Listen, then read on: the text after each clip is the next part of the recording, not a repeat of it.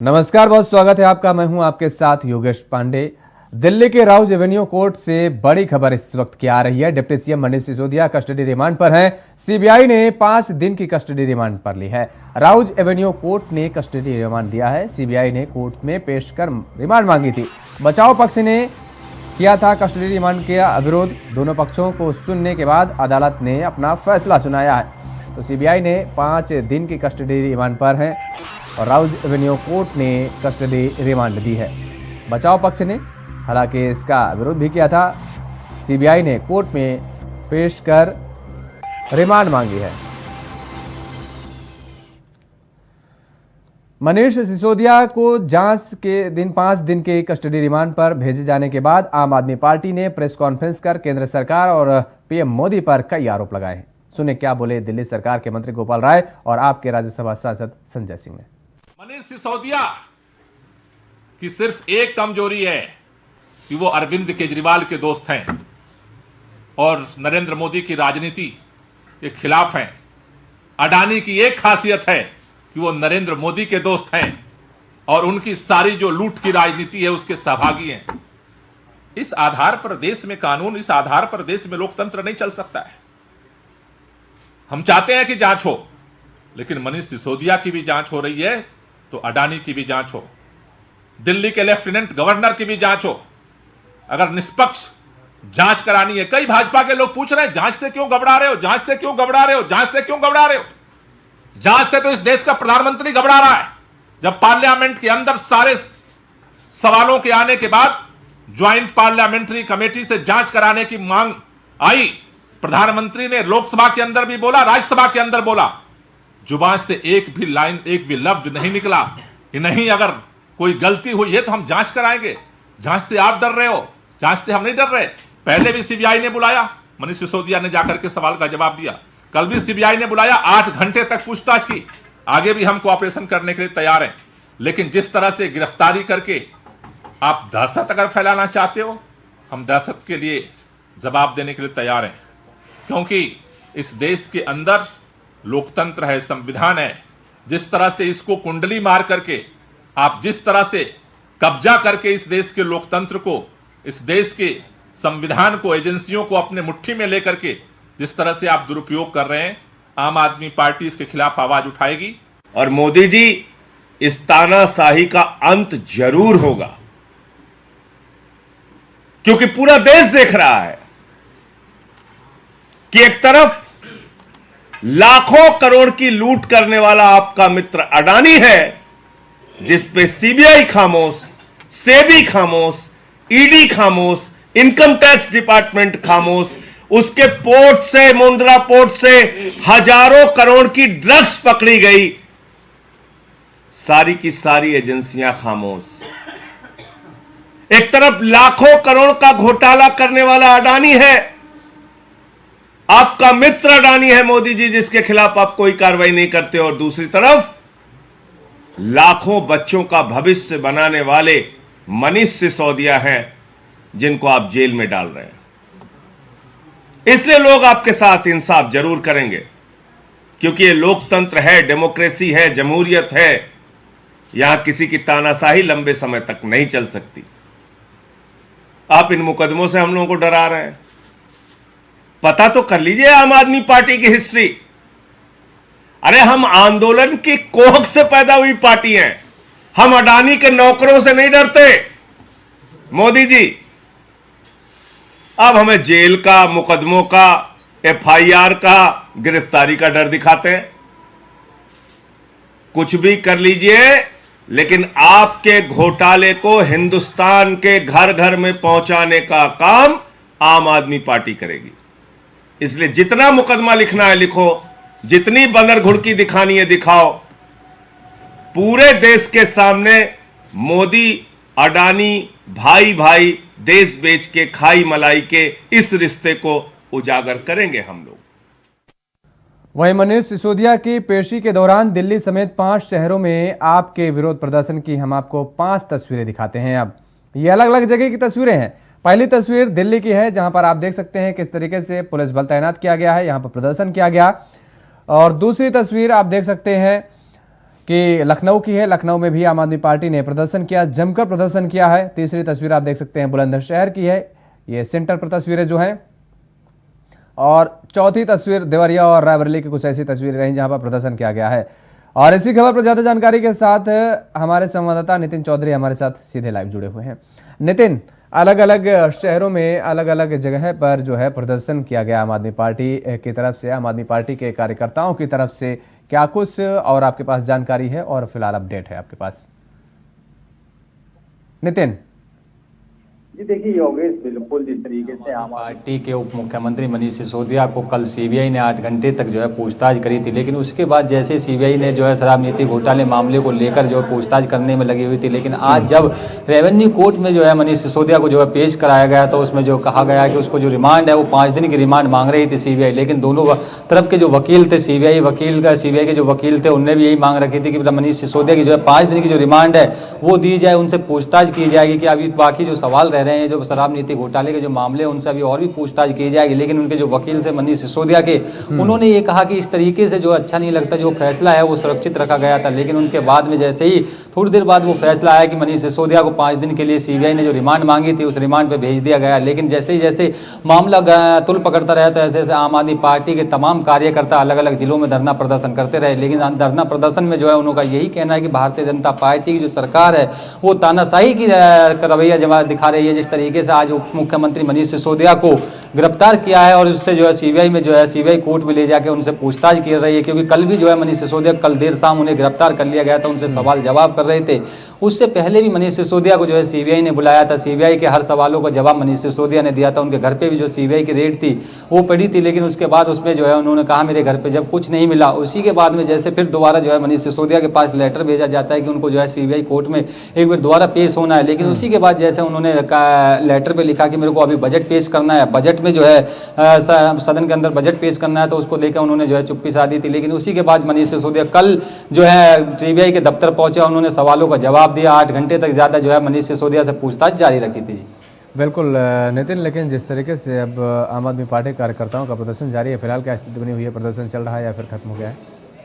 जी देखिए, बिल्कुल जिस तरीके से मनीष सिसोदिया की जो है रेवेन्यू कोर्ट में ले जाया गया था, कल से जो है धरना प्रदर्शन चल रहा था, क्योंकि संजय सिंह जो है राज्यसभा सांसद हैं, पश्चिम उत्तर प्रदेश के जो है वो प्रभारी हैं, तो उसी को देखते हुए उनको जो है उनके आह्वान पर उत्तर प्रदेश के अंदर भी जो है धरना प्रदर्शन जो है जारी रहा था। लेकिन उसके बाद में सुबह की बात की जाए तो सुबह से अब तक जो धरना प्रदर्शन है वो चल रहा है।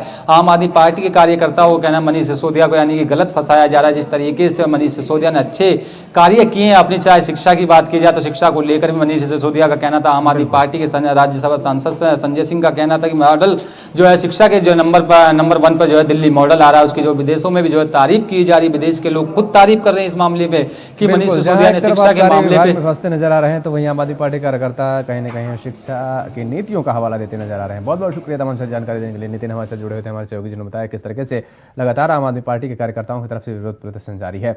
और भाजपा नेता नीरज सिंह ने जीआईएस को लेकर बड़ा बयान दिया है। उन्होंने कहा है कि आजाद भारत के इतिहास में इतना बड़ा समिट पहले नहीं हुआ था। लखनऊ में 1,10,000 करोड़ के MOU साइन हुए हैं।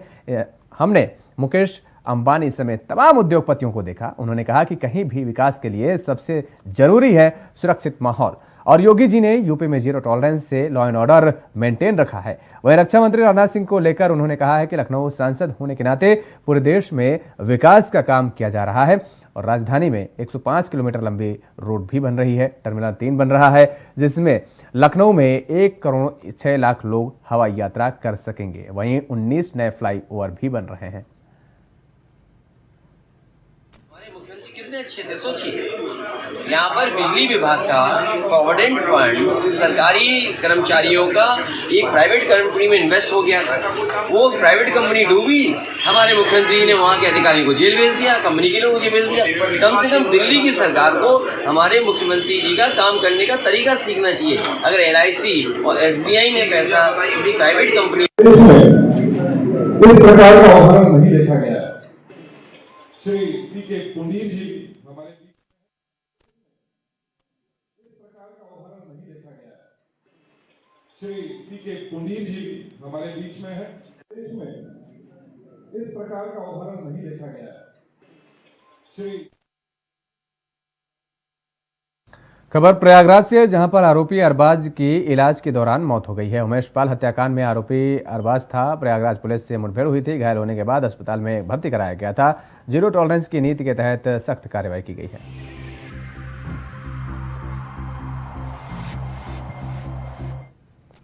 आज प्रयागराज जनपद के धूमनगंज थाना क्षेत्र में एक मुठभेड़ हुई, जिसमें कि उस घटना में सम्मिलित अरबाज पुत्र आफाक, जो कि मल्लापुर थानापुरा मुफ्ती प्रयागराज का रहने वाला है, पहले घायल हुआ तथा इसके पास से एक 32 बोर की पिस्टल बरामद हुई है। इस पे आरोप है कि घटना के दिन जो क्रेटा गाड़ी इस्तेमाल हुई थी उसका यह ड्राइवर था तथा उस दिन इसके द्वारा फायरिंग भी की गई थी। जब उपचार हेतु अस्पताल लाया गया, उस दौरान जो अभी तक की प्राप्त सूचना है उसके हिसाब से इसके मृत होने की समाचार प्राप्त हुए हैं। उत्तर प्रदेश शासन और उत्तर प्रदेश पुलिस के द्वारा सभी ऐसे पेशेवर, माफिया एवं गैंगस्टर लोगों के खिलाफ एक अभियान छेड़ा गया है और ऐसे शातिर और पेशेवर व्यक्तियों को संरक्षण देने वालों के विरुद्ध भी धारा 120B के तहत कार्रवाई की जाएगी। यहां पर रुकेंगे एक छोटे से ब्रेक के लिए। ब्रेक के बाद फौरन हाजिर होते हैं। ब्रेक के बाद एक बार फिर आप सभी का स्वागत है। खबरों में आगे बढ़ेंगे। प्रयागराज में हुई हत्याकांड के विरोध में आज पाल समाज और अधिवक्ताओं ने संयुक्त होकर कलेक्ट्रेट का घेराव किया है और इसके साथ ही उपजिलाधिकारी को ज्ञापन देकर अपना विरोध दर्ज कराया है। आपको बता दें कि पूरा मामला 24 तारीख का है, जब कुछ अज्ञात हमलावरों ने राजू पाल हत्याकांड के प्रमुख गवाह उमेश पाल पर हमला कर मौत के घाट उतार दिया था, जिसमें उनका एक सुरक्षाकर्मी शहीद हो गया और दूसरा सुरक्षाकर्मी गंभीर रूप से घायल था। वहीं आज पाल समाज ने योगी सरकार से मांग की है कि परिजनों को सुरक्षा के साथ नौकरी और 5 करोड़ रुपए का मुआवजा दिया जाए। निम्नलिखित मांगों को लेकर कलेक्ट्रेट परिसर में आए हैं और हम लोग जो है सरकार और प्रशासन से न्याय की मांग करने के लिए आए हैं। और जो राजू पाल की हत्या हुई थी और उसके बाद उमेश पाल की हत्या, ये प्रदेश में सबसे बड़ी हत्याओं में और सरकार के लिए सबसे बड़ी नाकामी रही है। जहां आज उमेश पाल का परिवार पीड़ित है, रो रहा है, दर दर भटक रहा है, उसको न्याय नहीं मिल रहा है और शासन प्रशासन केवल दिखावा करते हुए अभी तक किसी तरह की कोई ठोस कार्रवाई नहीं कर रहे हैं और उनको न्याय नहीं मिल पाया है। कम से कम जीरो टॉलरेंस की बात करने वाले इस प्रदेश के मुख्यमंत्री योगी आदित्यनाथ ये कब तय करेंगे कि हत्यारों को कैसे, किस तरह से, क्या उनके लिए क्या व्यवस्था करेंगे।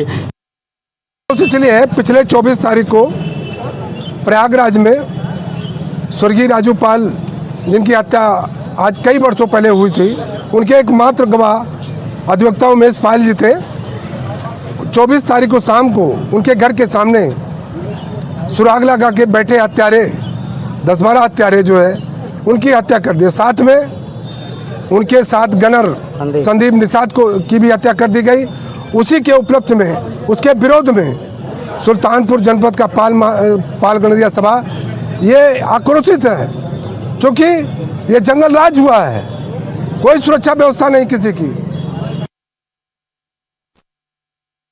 प्रयागराज में बीएसपी विधायक राजू पाल हत्याकांड के मुख्य गवाह उमेश पाल की हत्या का पर सियासी मरहम लगाए जा रहे हैं और वहीं बसपा के प्रदेश अध्यक्ष विश्वनाथ पाल के नेतृत्व में डेलीगेशन पीड़ित के घर पहुंचा, जहां पीड़ित परिवारों से मुलाकात कर उन्हें भरोसा दिलाया है कि आरोप सिद्ध हो जाने के बाद शाइस्ता परवीन को पार्टी से बाहर कर दिया जाएगा। वहीं बसपा प्रदेश अध्यक्ष ने कानून व्यवस्था को लेकर योगी सरकार को निशाने पर लिया है।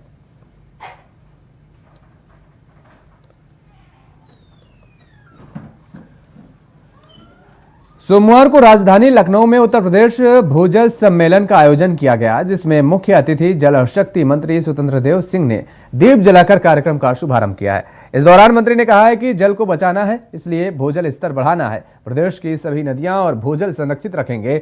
इन्होंने कहा है कि इनको बचाना हम सब की संयुक्त जिम्मेदारी है। केंद्र और राज्य सरकार जल संरक्षण के लिए प्रतिबद्ध है और बुंदेलखंड में जल संरक्षण के अभियानों से कई जनपदों में जल स्तर ऊपर आया है और इसके अलावा मिशन अमृत सरोवर का 60% काम पूरा हो चुका है। उत्तर प्रदेश इस मिशन में लगातार आगे है।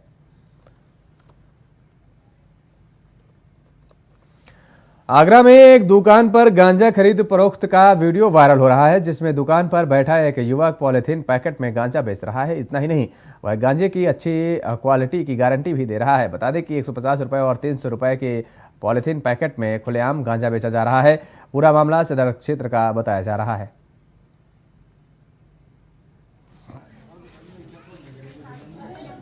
और वहीं जौनपुर में पत्रकार को गोली मारने का मामला, आपको बता दें कि समाजवादी पार्टी ने मामले को लेकर के ट्वीट किया है। बीजेपी जिलाध्यक्ष के भाई के खिलाफ खबर चलाई गई थी, गोली मारकर हत्या का प्रयास किया गया।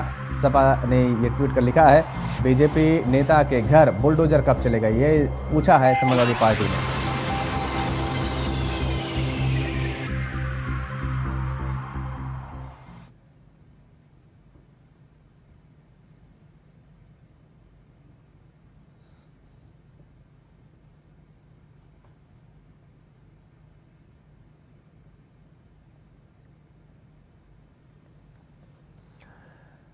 भाजपा नेता नीरज सिंह ने जीआईएस को लेकर बड़ा बयान दिया है। उन्होंने कहा है कि आजाद भारत के इतिहास में इतना बड़ा समिट पहले नहीं हुआ था।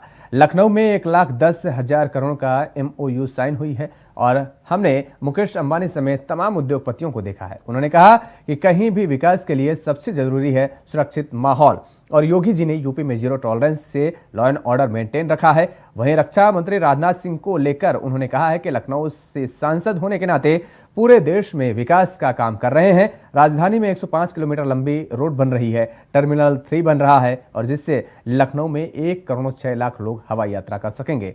वहीं 19 नए फ्लाईओवर भी बन रहे हैं।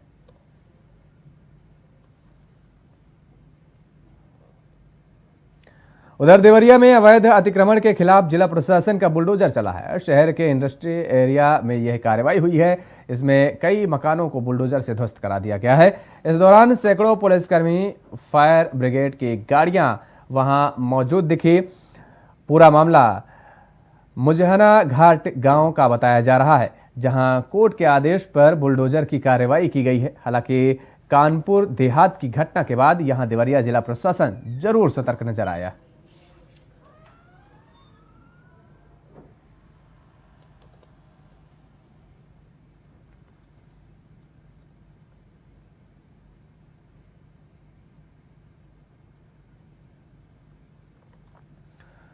गौतम बुद्ध नगर के पुलिस कमिश्नर लक्ष्मी सिंह ने पुलिस विभाग में बड़ा फेरबदल किया है। जनपद के तीनों पुलिस नए जोन, नोएडा सेंट्रल जोन और ग्रेटर नोएडा जोन में अपर पुलिस उपायुक्त एडिशनल DCP बदल दिए गए हैं।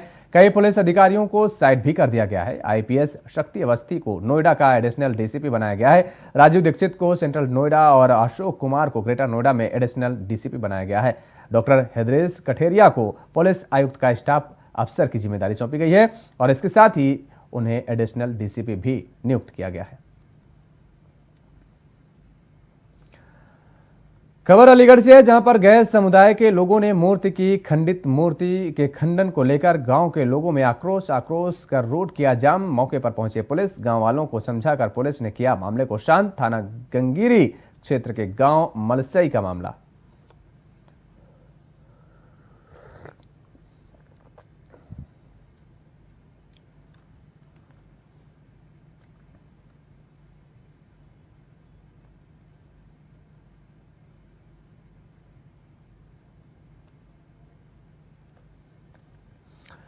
खबर प्रयागराज से है, जहां पर मुख्य सचिव दुर्गा शंकर मिश्रा पहुंचे हैं। प्रयागराज कुंभ के कार्यों का निरीक्षण किया। इस दौरान अरैल के त्रिवेणी पुष्प और संगम के आसपास निरीक्षण किया गया है। सर्किट हाउस में कुंभ 2025 को लेकर बैठक की है। बैठक में सभी अधिकारी मौजूद रहे हैं। प्रयागराज से खबर है, जहां पर कुंभ के कार्यों का निरीक्षण किया गया है। मुख्य सचिव प्रयागराज पहुंचे, अरैल के त्रिवेणी पुष्प और संगम के आसपास निरीक्षण किया गया है और इस दौरान बैठक भी की गई है। सर्किट हाउस में कुंभ 2025 को लेकर बैठक की गई है। मुख्य सचिव दुर्गा शंकर ने यह बैठक ली है और इस बैठक में तमाम अधिकारी मौजूद रहे।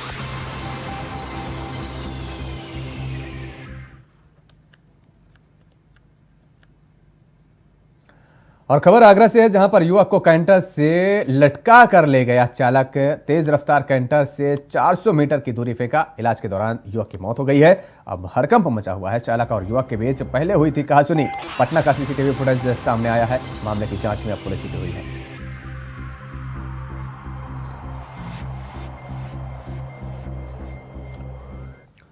और इस बुलेटिन में फिलहाल इतना ही। खबरों के लिए आप बने रहिए इंडिया वॉइस के साथ। नमस्कार।